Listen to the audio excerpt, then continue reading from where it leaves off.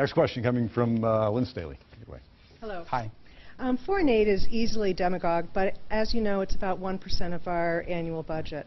A small fraction of that 1% is dedicated to efforts to end the preventable deaths of children under the age of 5.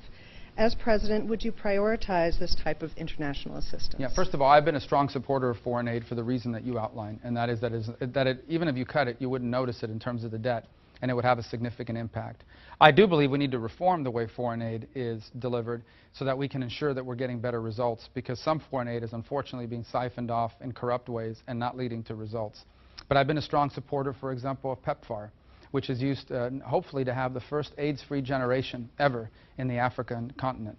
And we're very close to achieving that, and it's one of the projects that I really believe in and have continued to support for increased funding. I also remind people of great examples of where foreign aid has worked. I can give you two. One is Colombia, a country that was virtually a failed state just 2 decades ago. Because of Plan Colombia, today it is a vibrant country, a pro-American country, one of our strongest and most stable allies in the region. The other is South Korea. 30 years ago, the South Korean economy was smaller than the North Korean economy. Today, it is I think it's now the 9th largest economy in the world, a strong American ally, and instead of being a recipient of foreign aid, they provide foreign aid. One last point. A week and a half ago, I passed a bill, along with your home state Senator Shaheen, called the Girls Count Act.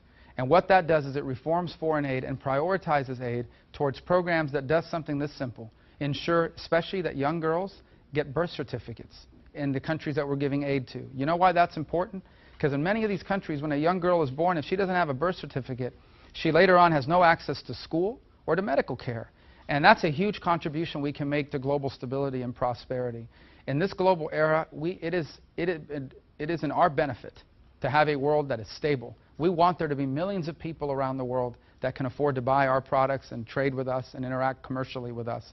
And I think foreign aid can make a big contribution in that direction, not to mention create some geopolitical leverage for us in key parts of the world.